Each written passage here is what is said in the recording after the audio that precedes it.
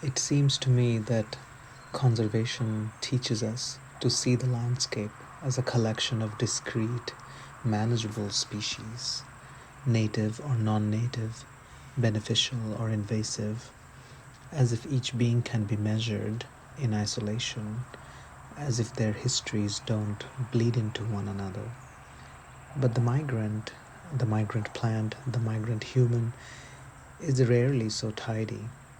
Migration is not a single event. It is an ambiguous zone of overlapping pasts and tangled futures. We are not socialized to see this.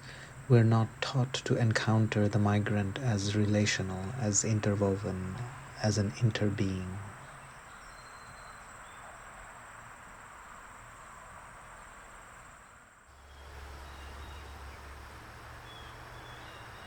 If you as a individual ego is trying to control so many beings, you really have to be extremely violent, and that's what explains why people end up using chemicals. That's what explains why people end up using big machinery to control these weeds or invasive plants.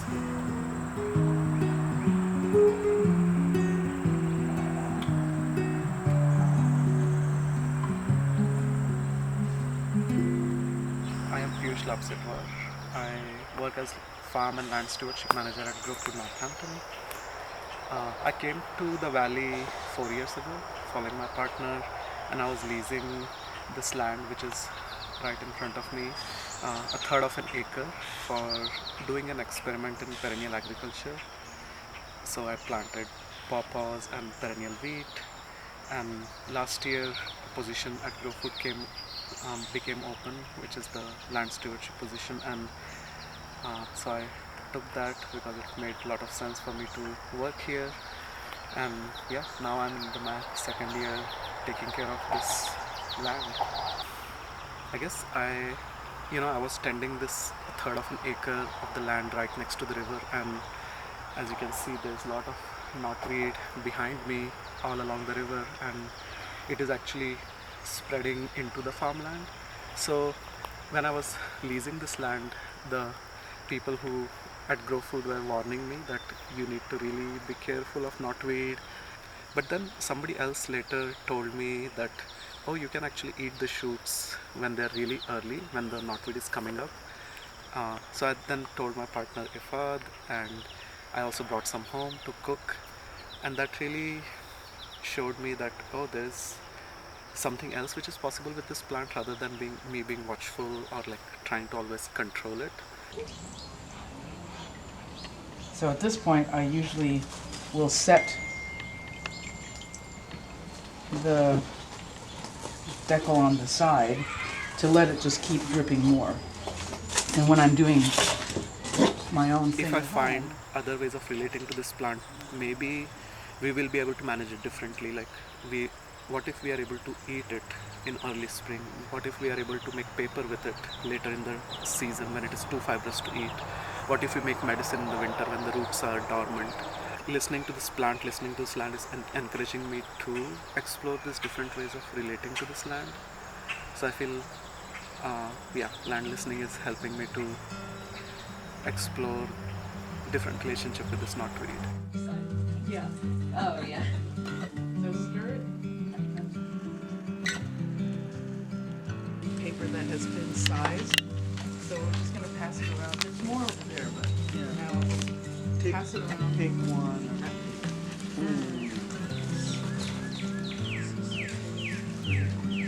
I actually like the dried smell so much more. Is that what the classic sound for sure? Time check.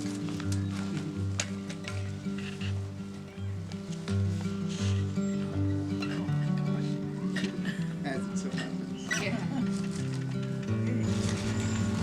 This paper came from a tree that somebody or some being at some point lived in, touched, hugged, sat beside. Trees move together.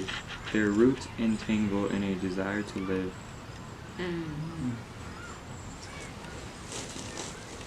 So much goodness in my life came from a page.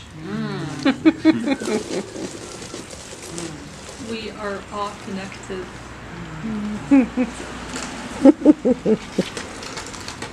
This paper, made by machines, now caressed by human hands. I am growing so much, making beautiful flowers. Is this enough for me to belong? In silence, life exists. Land listening has been an important aspect of how me and Ifad have been able to relate to this land. So as I said, I was brought to this land looking for doing this experiment, and because it's an experiment in perennial agriculture, it didn't have to be in a more commercially viable land. So this land this part of the land which is right next to the river, there's no farmer who wants to farm here. So this was in 2022 when I started to plant this, and 2023 was a crazy year when we got a lot of floods. So we got like 4 floods in a span of less than 12 months. And it was a gathering at New Year's when I was in conversation with an indigenous elder in the region. And I was just, I think, wondering aloud that I wonder like what else can be done on this land, which is so flood prone. And I think this elder just said that the land will tell you what to do. You just have to listen. And I think that clicked for me. That was like, wow, I have been relating to this land where I am coming in with a solution without knowing the land. So I was not listening to the land. Something in me opens up when I see a blank page. There are no straight lines in nature. Lay flat to not be harvested.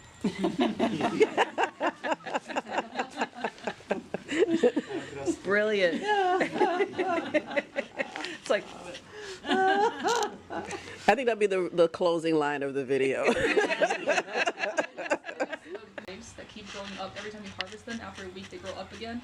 So it's like, in order to not be harvested and retain your energy, you just like lay flat. So you can, Oh my goodness, I love that. Could you say it in Mandarin? Pumpkin.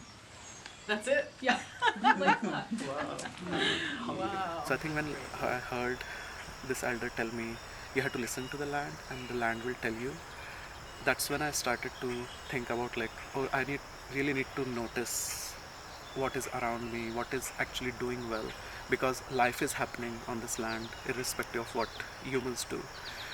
So that's what inspired me and Ifad to really notice things. We started to take just walks in different parts of the year, noticing all the different plants that live here, noticing the birds and the insects.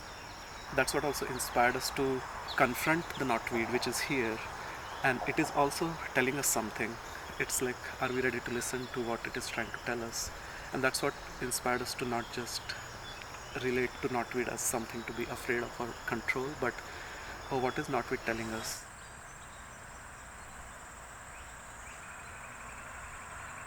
Moving for people, for plants, is sometimes the residue of violence, wars, genocides, famines, unfair trades, possessiveness, displacements that ripple across generations.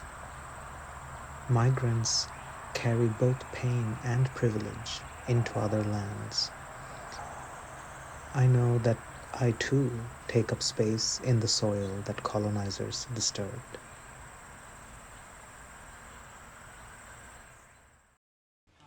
What is the first memory that popped up when you smelled this? I do all this to meet with the bees in the fall.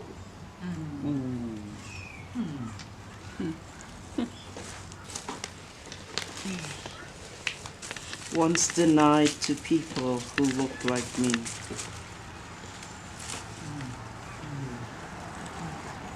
What else is judged, condemned, thrown away that is medicine for our own bodies and souls. Hope is eternal. Live in harmony with all beings. When I'm in the middle of it, trying to pull bittersweet vines or trying to cut knotweed by hand, it's that all these plants are here, and each of these plants is a individual with its own agency, trying to grow, trying to make the life. And here I am, just one person, trying to have an idea that, oh, this plant should not be here, so I'm controlling it.